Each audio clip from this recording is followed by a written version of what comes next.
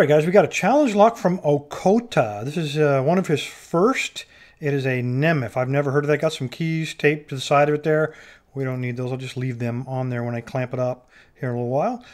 He actually asked for our help. He says, after you pick it, I'd really love to hear some suggestions about how to make it a tougher challenge lock. To make it a little easier on us, he included a couple of handmade picks. Now these are obviously made from a ruler. Pretty flexible. They measure 19.5 thousandths of an inch thick, which is 0.48 millimeters. The top one is a really good copy of a deforced diamond, and then the bottom one is probably about a medium, maybe even a deep hook. So let's see if we can use these picks to get through this, and you guys can leave comments with your suggestions about how to make this a tougher challenge lock. Let me find a clamp and let's get busy on this thing. All right, that ought to hold that. I was taking a look at this. He's got a very sharp tail off to the right, so getting in this keyway is going to be kind of tough. So Okotta, I really wanted to use your picks, but based on the amount of hook you have on these, I just don't think that they're going to be able to fit beyond about pin number 1, especially this deep hook. But this, even the deforced, is not going to be able to fit in there. I'm going to have to use one of my smallest picks. I'm going to try this guy. It is the Tron from Sparrows. It's got a little bit of a hook, but more importantly, it's got a very narrow shaft, and it's got a real fine tip. So sometimes when I have these really tight keyways, even suitcase locks, this is a pretty good pick. And there are 5 pins in there. I'm going to try, if this is the right size, I'm going to try bottom of the keyway. That ought to work. And I'm going to slide them all the way in at an angle, and then work him around that corner so that he lines up with the pins, and then I apply a little bit of tension. Well, let's see what we got.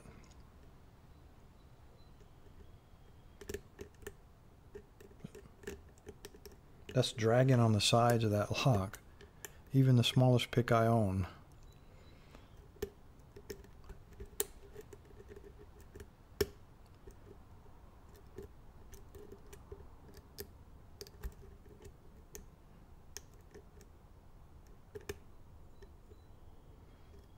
Okay, I felt 5, but I didn't get a turn on the core. I got a click out of him, though.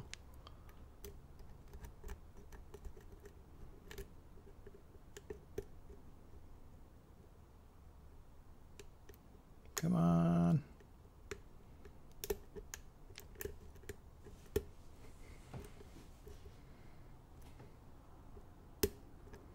Okay, that was 3. Okay, that was 2, and I got a very slight turn on the core there.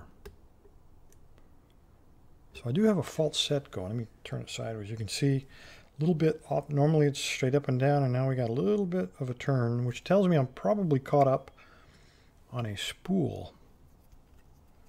So I'm going to take my absolute smallest pick, this little guy, and try to find that spool. Oops.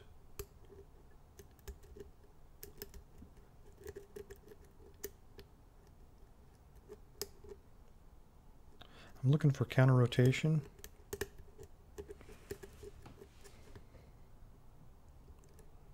That noise you hear is just me dragging. There we go. I dropped something down. That counts, guys. It's an open. All right. I don't know. I was looking for counter rotation. I didn't feel any. I relaxed on tension, and then I got a pin dropped.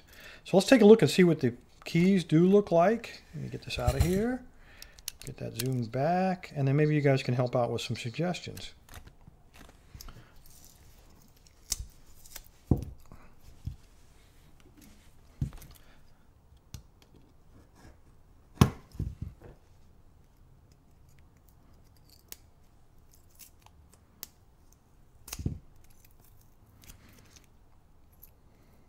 Well, I don't think the suggestion will be improve the bitting, because this really does look pretty good.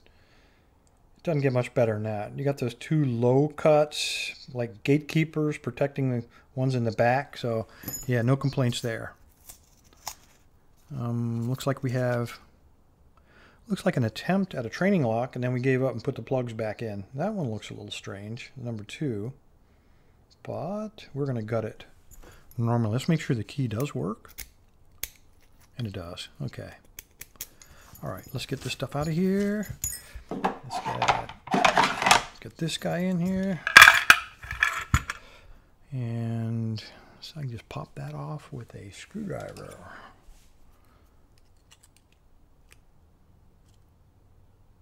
He says.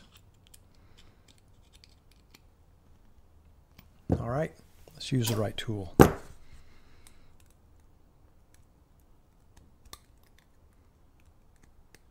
If I can get him lined up right. Look at that. That shaft is too big to go through that gap. Dang it. All right, back to the screwdriver. And then, of course, there's a lip there to hold it.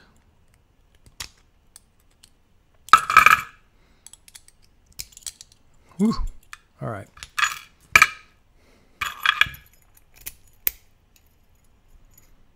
Okay, I'm going to align that part with the Bible so the pins don't drop down.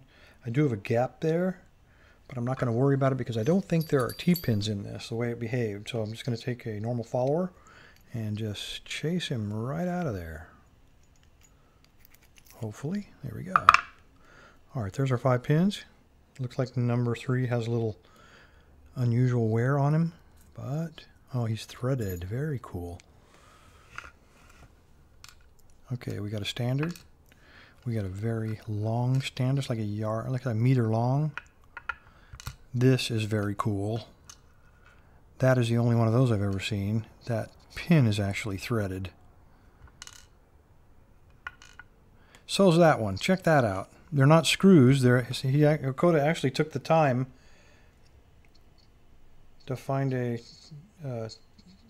die to go on that. Look at that. We got number 3, number 5 are threaded, and then he took time to find a die to fit onto these key pins so he could thread them. Isn't that cool? We got that one, and then number 5 is threaded also, but not nearly as far, about half the. Look at how sharp those are. Beautiful work. No one's ever done that before. All right, let's see what we got upstairs. Now we know this course probably had some mods to it. Okay, we got a commercial spool and a double, look like a double spring. We got a standard, regular copper spring. We got a commercial serrated. We're in that same serrated chamber as the threaded key pin. Commercial spool, number 4. Let me push that back and get number 3 spring. Okay, now we'll get number 4 spring. Different little steel guy. And number 5, pretty strong spring, commercial serrated.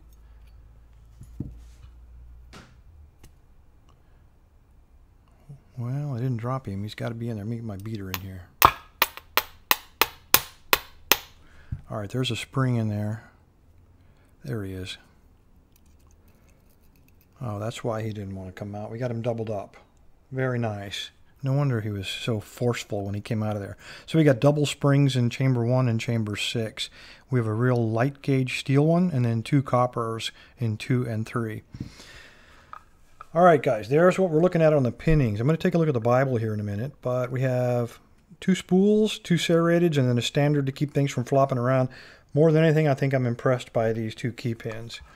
We have a threaded chamber number 3 and 5 in the core, and then upstairs, chamber 1 and chamber 4 are threaded. So chamber 1 was obviously intended to catch the sharp edges of the spool, and number 4, again, another spool to catch the sharp edges of that commercial spool.